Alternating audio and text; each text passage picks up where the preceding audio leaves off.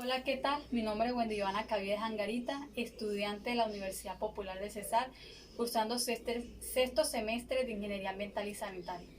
Hoy me encuentro con la Ina Rafael Torres Alsina realizando la actividad del entregable número 3, fase 1. Hola, Leiner, ¿cómo estás? Hola Wendy, bien, gracias a Dios. Leiner, una pregunta. ¿Usted qué conoce o sabe del conflicto armado interno en Colombia? Tengo idea, pero me gustaría que me explicaras. Listo, Leiner. Voy a contarte un poco de la historia del conflicto armado aquí en Colombia.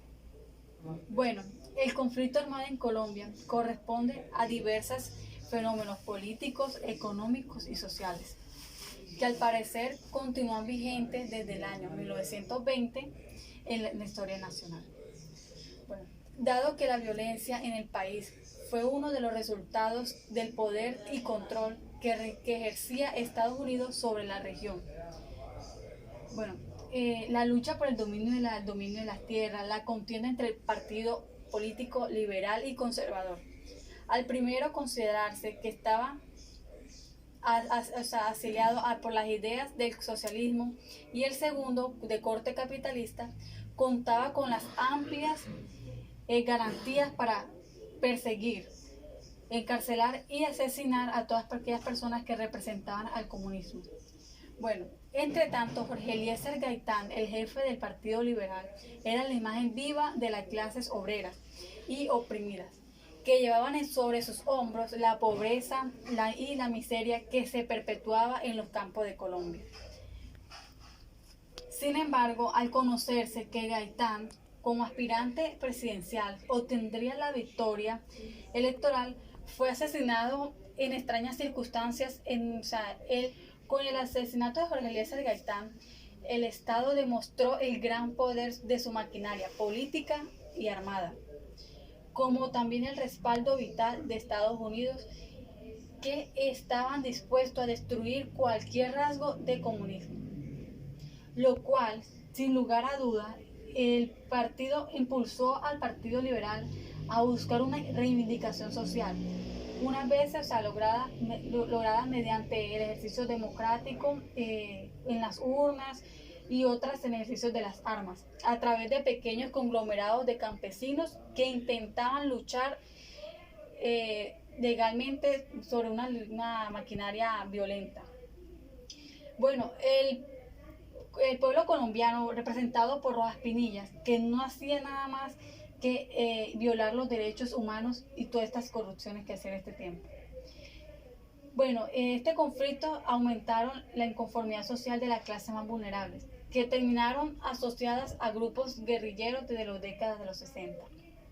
Bueno, claro está que la violencia en Colombia también fue el resultado de las estrategias expansivas de Estados Unidos en Latinoamérica, ya que después de la Primera Guerra Mundial, entre 1920 y 1922 y 1929, la superpotencia llegó con altas inversiones económicas al país, para, a tal punto que aumentar las líneas de ferrocarriles e industrias potencial que incrementaba la cartera nacional. Entre los años 60 y 70, el tráfico de cocaína comenzó a ser una fuente de ganancia para la subsistencia de los campesinos e indígenas, que por culpa de las reformas agrarias que ejecutaba el gobierno no hacían más que hacerlos vivir en la miseria, dado que los terratenientes los endeudaban al cobrarles impuestos para poder trabajar las tierras y así para ellos no morir de hambre. De este modo les negaban la oportunidad de moverse a otros lugares. Si intentaban hacerlo, eran retenidos o hasta asesinados. Sin embargo, cuando los terratenientes descubrieron que sus tierras podrían ser arrendadas a precios exorbitantes, no dudaron en entregarlas en manos de cultivos ilícitos. Tampoco a las autoridades municipales o regionales, como en el caso del Meta y del norte de Caquetá. A este tipo de negocios se sumaron los guerrilleros, los cuales percibieron en las extorsiones que realizaban, tanto a terratenientes como comerciantes. O sea, eran unos beneficios de ingresos adicionales. En conclusión, el conflicto armado en Colombia es el resultado funesto de un Estado que asocia la victoria política y los intereses financieros de unos pocos al ejercicio legal o ilegal de la violencia. Bueno, a tal punto que no se trata de justicia, paz y equidad, sino de la protección y egoísta de la riqueza. Leiner, ¿y qué opinas tú de esto? Opino que ha sido muy desgarrador la historia del conflicto armado en Colombia y tengo una pregunta. ¿Las víctimas tenemos algunos beneficios? Bueno, beneficios no, Leiner, son derechos que tenemos. Entre estos, el proceso de valoración y registro. Otro es la reparación integral. Me imagino te preguntarás, ¿qué es la reparación integral? Bueno, es un deber del Estado y un derecho que tenemos las víctimas afectadas por las infracciones al derecho internacional humano. Otras son las medidas de reparación integral. Entre estas tenemos la carta de dignificación emitida por la directora de la unidad de víctimas, la exención del servicio militar, la búsqueda de personas desaparecidas y así actos de perdón en público.